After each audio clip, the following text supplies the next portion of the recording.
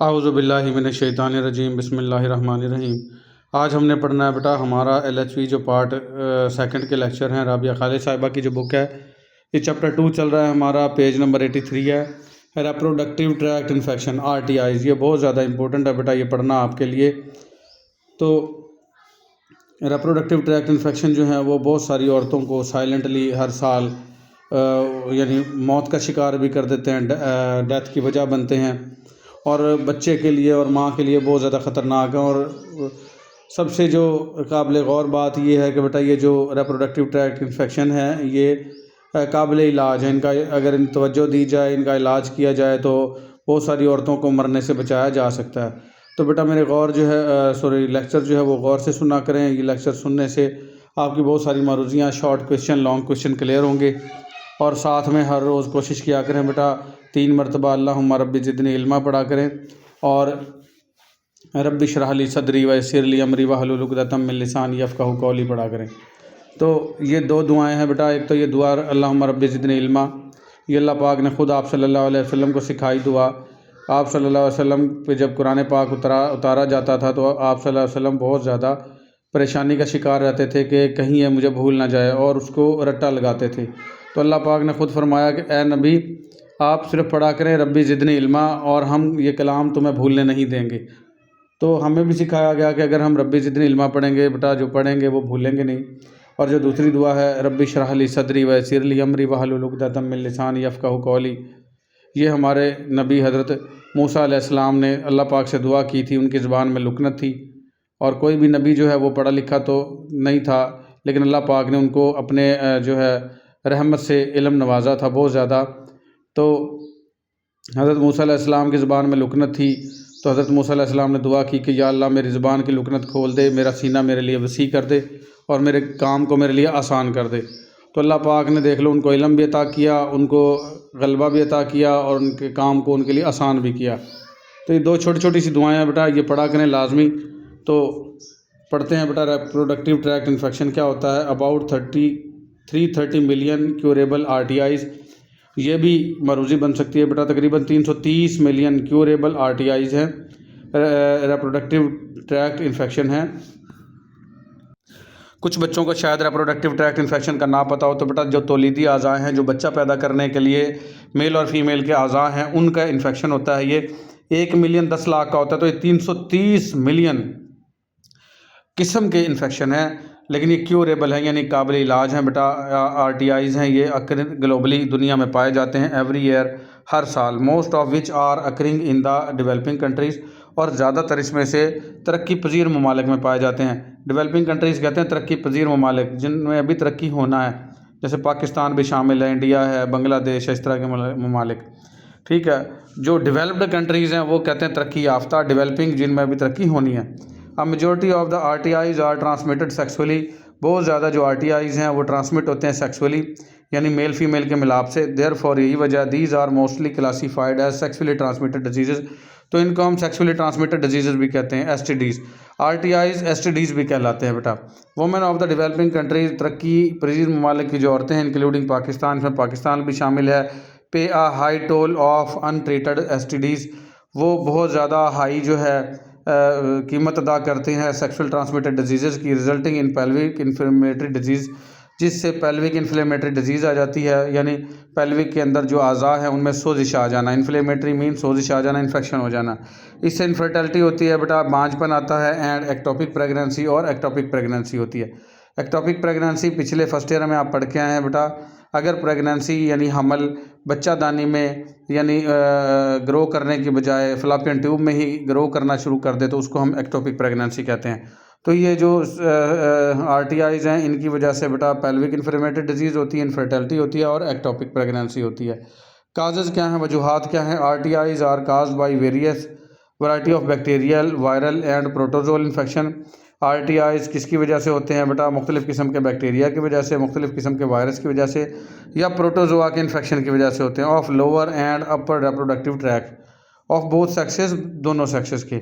Lower reproductive tract होता है बेटा जो वजाइना है, जो पेशी वाली जगह है उसको लोअर रिप्रोडक्टिव ट्रैक्ट कहते हैं, और अपर है जो अंदर यूट्रस होती है बेटा, फ्लैपियन ट्यूब और जो ओवरीज हैं, अगर उनका इन्फेक्शन है तो वो अपर रिप्रोडक्टिव ट्रैक्ट है। और बोथ सेक्सेस में क्या आ जाएगा बेटा, मेल को भी हो सकती हैं ये और फीमेल को भी हो सकती हैं। तो ये वजूहात हैं इसकी बेटा। द टाइप्स ऑफ RTIs क्या कितनी इकसाम है RTIs की, तो ये याद रखना बेटा 3 इकसाम है इसकी। There are 3 types of reproductive tract infection. Reproductive tract infection की 3 इकसाम है, ये तीनों शॉर्ट बन सकती हैं बेटा। टाइप्स ऑफ RTIs तो आपने लिखना है यहाँ एंडोजीनस इन्फेक्शन। एंडोजीनस होते हैं ये ऐसे माइक्रो ऑर्गेनिज्म जो हमारी बॉडी में ही मौजूद थे और उन्होंने ही हमारे ऊपर हमला कर दिया। अच्छा, ये याद रखने की बात है बेटा, कुछ नॉर्मल फ्लोरा होते हैं जो हमारी बॉडी में थ्रू आउट लाइफ रहते हैं लेकिन वो हमें बीमार नहीं करते, लेकिन कभी कभार ऐसा होता है जब हम किसी और बीमारी का शिकार हों और हमारा इम्यून सिस्टम वीक हो जाए तो वो भी हमला कर देते हैं। तो उनकी वजह से जो होने वाला इन्फेक्शन है RTI है, तो उसको हम क्या कहेंगे, endogenous infection. Infection from inside, ये अंदर से इन्फेक्शन हुआ है, produce with in the body, body के अंदर ही पैदा हुआ है। Infection are caused by over growth of organism, ये इन्फेक्शन किस वजह से हुआ है कि जो जानदार अंदर रह रहे थे उनकी ग्रोथ ज़्यादा हो गई है। Normally present in reproductive tract, और आम तौर पर ये पहले से ही मौजूद होते हैं रिप्रोडक्टिव ट्रैक्ट में, लेकिन इतनी ज़्यादा इनकी ओवर ग्रोथ नहीं होती। लेकिन कभी कभार अगर इनकी ओवर ग्रोथ हो जाए, हद से ज़्यादा इनकी तादाद में इजाफा हो जाए तो इन्फेक्शन हो जाएगा और उसको हम कहेंगे एंडोजीनस इन्फेक्शन।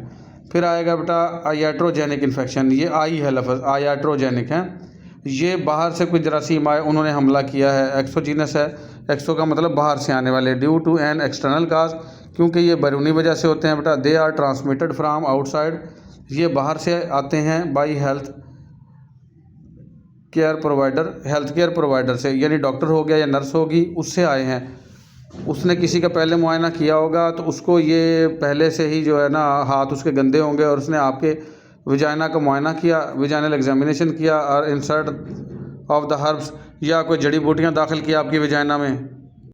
ये पहले के वक्तों में किया जाता था, अब भी कुछ औरतें करती हैं, कुछ हर्ब या जड़ी बूटियाँ जो हैं वो विजाइना में दाखिल करती हैं अबॉर्शन कराने की नीयत से या कुछ इलाज मालजे की नीयत से।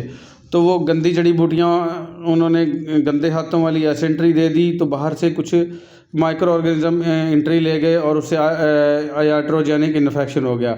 एंड अदर मेडिकेशन, या कुछ और दवाइयाँ दाखिल की, इनएडिकेट एसेप्टिक टेक्निक, और नाकाफ़ी जरासीम से पाक तरीक़ाकार अख्तियार किया during insertion of IUCD, intrauterine cervical device जो होती हैं, पिछले हम फर्स्ट ईयर में पढ़ के आए थे बेटा। ये ऐसी डिवाइसेस होती हैं जो माने हमल होती हैं और जो दाखिल की जाती हैं, जिसमें लिपस लूप था, कपरटी थी, डायाफ्राम था, सर्वाइकल कैप थी, ये IUCD कहलाती हैं। तो ये दाखिल करते वक्त इन तमाम चीज़ों के वजह से जो आपका हेल्थ केयर प्रोवाइडर था वो LHV भी हो सकती है, वो नर्स भी हो सकती है, वो डॉक्टर भी हो सकता है। अगर उसने एसेप्टिक तरीक़ाकार अख्तियार नहीं किया तो बाहर से जो है वो जरासीम एंट्री ले जाएंगे और उससे आयाट्रोजेनिक इन्फेक्शन हो जाएगा। फिर आ जाएगी सेक्सुअली ट्रांसमिटेड, तीसरी किस्म जो है RTI की वो सेक्सुअली ट्रांसमिटेड है, यानी मेल फीमेल के डायरेक्ट कॉन्टैक्ट से जो जरासीम एक दूसरे को लगते हैं। ड्यूरिंग डायरेक्ट कॉन्टैक्ट, जब डायरेक्ट रब्ता होता है ऑफ मेल एंड फीमेल, मर्द का और औरत का जेनिटल ऑर्गन्स का जब मिलाप हो रहा होता है तो मेल का पीनस फीमेल की वजाइना के अंदर एंट्री लेता है, तो ये डायरेक्ट जो है क्या, डायरेक्ट कॉन्टैक्ट हो गया। तो ये 3 इकसाम होगी RTIs की। मोड ऑफ ट्रांसमिशन, ट्रांसमिट कैसे होते हैं ये एक से दूसरे में। RTIs are usually transmitted through sexual intercourse, RTIs जो मोस्टली जो है वो सेक्सुअल इंटरकोर्स के दौरान ट्रांसफ़र होते हैं। वुमेन कैन आल्सो भी इन्फेक्टेड, औरत भी इसमें इन्फेक्टेड हो सकती है, ज़रूरी नहीं कि मर्द ही इन्फेक्टेड हो। हाउएवर फ्राम, ताहम इनएडिकेट मेंस्ट्रुअल हाइजीन, अगर औरत जो नाकाफ़ी तौर पे जो मेंस्ट्रुअल हाइजीन करेगी यानी सफाई ना करेगी मेंसेस के बाद ठीक से, एग्जांपल के तौर पे यूज़ ऑफ अनक्लीन क्लोथ्स यानी कि गंदे कपड़े पहनेगी, इंसर्शन ऑफ लीव्स, अगर कोई पत्ते वगैरह उसने एंट्री दी वजाइना में, एंड अदर मटेरियल्स या कुछ और मटेरियल एंट्री दी है वजाइना में into the vagina to prevent pregnancy से बचने के लिए, आर टू इंड्यूस एबॉर्शन, या एबॉर्शन के लिए, or due to lack of cleanliness, या उसने सफाई सुथराई में कमी की ड्यूरिंग चाइल्ड बर्थ, जब बच्चा पैदा किया, एंड अनसेफ एबॉर्शन टेक्निक्स, और जो गैर महफूज हमल को गिराने के तरीक़ाकार अख्तियार किए, एंड अदर हार्मफुल प्रैक्टिसेस, और कोई दूसरी और नुकसानदेह चीज़ें अख्तियार की, तो औरत भी जो है वो इन्फेक्टेड हो सकती है और वो ख़ुद तो बीमार है ही है और मर्द को भी कर देगी वो। ठीक है। Female RTIs originates in the lower reproductive tract, औरत के जो RTIs हैं वो लोअर रिप्रोडक्टिव ट्रैक्ट से स्टार्ट होते हैं। मैंने बताया था लोअर रिप्रोडक्टिव ट्रैक्ट में क्या आ जाएगा बेटा, एक्सटर्नल जेनिटेलिया, जिसमें वजाइना आ जाएगी एंड सर्विक्स आ जाएगी। तो ये जो चीज़ें सामने नज़र आती हैं तकरीबन वो क्या कहलाएगा, lower reproductive tract. In the absence of early treatment, और अगर आपने इनकी ट्रीटमेंट में देरी कर दी, ठीक है, ये जो लोअर रिप्रोडक्टिव ट्रैक्ट में इन्फेक्शन हुआ है, अगर आपने इलाज नहीं करवाया, can spread to the upper tract, तो ये इन्फेक्शन अपर ट्रैक्ट में भी चला जाएगा। और मैंने बताया था अभी अपर ट्रैक्ट में क्या होता है, यूट्रस यानी बच्चादानी एंड सर्विक्स, एंड फ्लॉपियन ट्यूब्स, जो फ्लॉपियन ट्यूब्स होती हैं, एंड ओवरीज और ओवरीज हैं, तो अपर तक भी चला जाएगा। अच्छा, यहाँ पे भी ये भी बात भी है कि आपको ये पता होना चाहिए लोअर में कितनी चीज़ें आती हैं, 3, एक्सटर्नल जेनिटेलिया, वजाइना और सर्विक्स, और अपर में भी 3 ही चीज़ें आती हैं, यूट्रस, फ्लॉपियन ट्यूब्स एंड ओवरीज आती हैं। तो लोअर से स्टार्ट होके अपर तक पहुँच जाएगा है। Infection can ascend from the lower to upper tract, ये इन्फेक्शन जो है वो ऊपर की तरफ चढ़ सकता है, लोअर से अपर ट्रैक्ट की तरफ जा सकता है, काज पेल्विक इन्फ्लेमेटरी डिजीज़, जिससे पेल्विक इन्फ्लेमेटरी डिजीज़ हो सकती है। However the risk of upper tract infection rises dramatically, ताहम जो अपर ट्रैक्ट का इन्फेक्शन है वो ड्रामाई तौर पे बढ़ सकता है during procedure such as IUD insertion, ख़ासकर ऐसे प्रोसीजर से जिसमें आपने आईओडी इंसर्ट करवाई है, इंट्रायूट्राइन डिवाइस। बेटा IUCD और IUD एक ही चीज़ें हैं, IUCD इंट्रायूट्राइन सर्वाइकल डिवाइस या IUD इंट्रायूट्राइन डिवाइस, ठीक है। तो अगर ये आपने इंसर्ट करवाएं तो इससे भी ये इन्फेक्शन जो है वो ज़्यादा हो सकते हैं। अबॉर्शन करवाई है एंड चाइल्ड बर्थ या बच्चा पैदा करवाया है, वैन अनक्लीन, जब साफ़ सुथराई का ख्याल ना रखा गया, अनस्टेराइल हैंड्स, गंदे हाथों का इस्तेमाल किया गया, और इंस्ट्रूमेंट या गंदे औजारों का इस्तेमाल किया गया, और यूज़ इन द प्रोसीजर, इस प्रोसीजर में जो आपने इस्तेमाल किए, तो इनसे भी ये RTIs यानी रिप्रोडक्टिव ट्रैक्ट इन्फेक्शन का ख़तरा जो है वो बढ़ जाएगा। कॉम्प्लिकेशंस ऑफ RTIs की क्या पेचीदगियाँ होती हैं, तो सॉरी बेटा थोड़ा स्टॉप करना पड़ा था। तो पेचीदगियाँ क्या होंगी RTIs के दौरान, the most common complication arising from the RTIs, most common जो पेचीदगियाँ आएंगी RTI से वो क्या है, इनफर्टिलिटी, बांझपन आ सकता है, एक्टोपिक प्रेगनेंसी, मैंने बताया था कि हमल जो है वो फ्लॉपियन ट्यूब में हो जाता है, सर्वाइकल कैंसर, सर्विक्स का जो है वो कैंसर बन सकता है, प्रॉब्लम इन सेक्स लाइफ, जो मेल फीमेल का जो मिलाप है उसमें मसाइल आ सकते हैं, लॉस ऑफ लाइफ और ज़िंदगी भी जा सकती है। RTIs are the most common preventable causes of pelvic inflammatory disease, RTI जो है वो आम कॉमन जो जिससे महफूज भी रहा जा सकता है, वो उसकी का वजूहात में क्या है, पेल्विक इन्फ्लेमेटरी डिजीज़ है जिसको PID बोलते हैं, विच काज इनफर्टिलिटी इन द वुमेन, जो औरत में बांझपन की वजह बनती है, और ये काबिल बचाव है बेटा, काबिल इलाज है। तो इन चीज़ों को ये इसलिए बताई जा रही हैं कि पहले तो आपको तशख़ीस होनी चाहिए कि इसको RTI हो गया है, रिप्रोडक्टिव ट्रैक्ट इन्फेक्शन हो गया है, आपसे इसका इलाज हो तो हो, वरना तो इसको रेफ़र करें बड़े हॉस्पिटल में, किसी अच्छे गायनाकोलॉजिस्ट के पास से कहें चले जाओ वहाँ पे, और इसका इलाज हो जाएगा, वरना ये काफ़ी सारे मसाइल से दो चार कर देगी, आप बांझ भी हो सकती हो, आपको कैंसर भी हो सकता है, आपकी जान भी जा सकती है, ठीक है। RTIs may also have adverse effects on pregnancy, RTIs के उल्टे असरात भी होते हैं हमल पे, including the potentially fetal tubal pregnancies, जिसमें जानलेवा ट्यूबल प्रेगनेंसीज हो जाती है, जिसको एक्टोपिक प्रेगनेंसी कहते हैं। ट्यूबल प्रेगनेंसी, एक्टोपिक प्रेगनेंसी एक ही चीज़ है। अबॉर्शन की वजह बन सकती है, स्टिल बर्थ, बच्चा माँ के पेट में ही मर सकता है, लो बर्थ वेट, बच्चा पैदा होगा तो उसका वज़न कम हो सकता है, एंड कंजेंटल मेल फॉर्मेशन, और बच्चा अगर पैदा भी हुआ तो उसमें कुछ ना कुछ खराबियाँ होंगी, या उसकी एक टांग नहीं होगी, बाजू नहीं होगा, या उसके जो रिप्रोडक्टिव ऑर्गन है वो बच्चे के ठीक से नहीं बने होंगे, या उसका पिशी या पखाने का सुराख बंद हो सकता है, आँखों के इन्फेक्शन हो सकते हैं। ये तमाम क्या कहलाते हैं बेटा, कंजेंटल मेल फॉर्मेशन। तो ये RTIs इतनी ख़तरनाक हैं, बच्चे में भी नुकसान का बायस है और माँ में भी। RTIs can cause emotional distress, RTIs जो है वो दिमागी तनाव और दिमागी दबाव की वजह बन सकती हैं, पेन, दर्द की वजह बन सकती हैं, एंड मैरिटल डिस्कॉर्ड, और जो मियाँ बीवी में नाचाकी होती है उसकी वजह बन सकती हैं। डिस्कॉर्ड में नाचाकी होना, मियाँ बीवी में नाचाकी करवा सकते हैं। ये अगर किसी मेल को ये पता चल गया कि मेरी यानी मिसेस में कुछ बीमारी है, तो वो उससे नफ़रत करने लगेगा और नाचाकी हो जाएगी उनके दरमियान में। फॉलोइंग PID यानी इससे पेल्विक इन्फ्लेमेटरी डिजीज़ हो जाएगी। 15 से 18% of women experience chronic pain, ये मारूजी बन सकती है बेटा RTI से 15 से 18% जो औरतें हैं, यानी 100 में से 15 से 18 औरतें, उनको लंबे अरसे का पेन होगा। क्रोनिक कहते हैं बेटा ऐसी बीमारी जो 15 दिन से ज़्यादा रहेगी क्रोनिक कहलाती है। ऐसी बीमारी जो 15 दिन से कम रहती है वो एक्यूट कहलाती है। विच आर ऑफन डिसेबलिंग, जो आम तौर पर जो है माजूरी या कमज़ोरी का बायस बनती है बेटा। डिसेबल का मतलब हो जाता है माजूर होना या कमज़ोर हो जाना।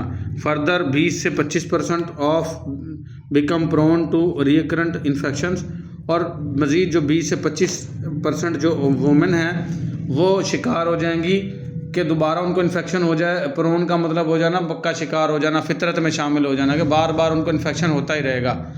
ठीक है, ऑफ द अपर रेप्रोडक्टिव ट्रैक्ट का। ठीक है, RTIs kill unknown thousands of women. RTIs बहुत सारी हज़ारों औरतों को अननोन, जिनका पता ही नहीं है, ठीक है, और मार देता है। किल का मतलब बेटा मार देना, मौत के घाट उतार देना। तो RTIs हज़ारों ऐसी औरतें जिनका पता ही नहीं चलता पूरी दुनिया में मौत की वजह बनता है। ईच ईयर, हर साल, थ्रू सर्वाइकल कैंसर। किसकी वजह से? सर्वाइकल कैंसर की वजह से। यानी जो सर्विक्स का कैंसर हुआ है फीमेल को, सर्विक्स क्या होती है? जो पैदाइश का रास्ता है बेटा, उसका जो मुंह है वो सर्विक्स कहलाता है। तो वहाँ के कैंसर की वजह से बहुत सारी हज़ारों औरतों की सालाना मौत हो जाती है। The most common and preventable cancer, और ये एक आम और काबिल इलाज कैंसर है। प्रिवेंटेबल कहते हैं काबिल बचाव, यानी जिसको पहले से ही अगर केयर कर ली जाए तो वो कैंसर नहीं बनता और औरत बच जाती है। सम STDs increase the risk of treatment of the human immunodeficiency virus. कुछ STDs ख़तरा बढ़ा देती हैं। ये जो HIV वायरस होता है बेटा, एड्स की जो वजह बनता है, इसके ट्रांसमिशन का ख़तरा बढ़ जाता है STD से। दैट काज एड्स, और जिससे एड्स हो जाती है। The HIV epidemic can not be controlled. HIV जो एपिडेमिक है अभी तक कंट्रोल नहीं किया जा सका अनलेस STDs आर कंट्रोल्ड। जबकि जो सेक्सुअल ट्रांसमिटेड डिजीज़ जो हैं वो कंट्रोल हो जाती हैं, लेकिन HIV जो है वो कंट्रोल नहीं हुआ। कैसे?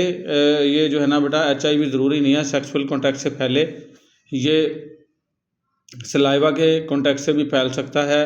और अगर मुतासरा शख्स ने इंजेक्शन लगवाया और उसी इंजेक्शन से किसी दूसरे ने इंजेक्शन लगवा लिया, या HIV के जो मरीज़ ने किसी और सेहतमंद शख्स को ब्लड दे दिया, ठीक है, या एक ही ब्लेड से दोनों ने शेव करवाई, एक को HIV थी दूसरे को HIV नहीं थी, तो दूसरे को हो जाएगी। तो इसलिए STDs पे तो कंट्रोल किया जा चुका है, लेकिन अभी तक HIV पे कंट्रोल नहीं हुआ, क्योंकि ये सिर्फ सेक्सुअली ट्रांसमिटेड डिजीज़ नहीं है, दूसरी और चीज़ों से भी ये फैलती है। ठीक है, the economic cost of the society include loss of productivity. जो इकोनॉमिक कॉस्ट जो है माशरे की, जिसमें जो प्रोडक्टिविटी है उसका ज़ाया होना, एंड एक्सपेंसेस इन ट्रीटिंग, और इलाज पे जो अखराजात आते हैं। द कॉम्प्लिकेशंस ऑफ RTIs, ये क्या हैं? पेचीदगियाँ हैं किसकी? RTIs की। ठीक है, प्रोडक्टिविटी कहते हैं बेटा, एक अगर मरीज़ बीमार हो गया तो वो ना तो पैसे कमा सकेगा, ना वो ख़ानदान का जो है वो एक एक्टिव मेंबर रहेगा, बल्कि वो दूसरों पे बोझ बन के रह जाएगा। और दूसरे नंबर पे हो सकता है किसी फीमेल को अगर ये RTIs हुई तो वो बांझ हो जाए, इनफर्टाइल हो जाए, तो वो बच्चे पैदा करने के काबिल नहीं रहेगी। इसको भी प्रोडक्टिविटी में कमी बोलेंगे। ठीक है, तो ये था हमारा बेटा सेक्सुअली ट्रांसमिटेड डिजीज़ और रेप्रोडक्टिव ट्रैक्ट इन्फेक्शन। आज के लिए हमारा इतना ही, मिलेंगे हम अगले लेक्चर में जो कि होगा फैमिली से मुतल्लिक। अल्लाह हाफिज़।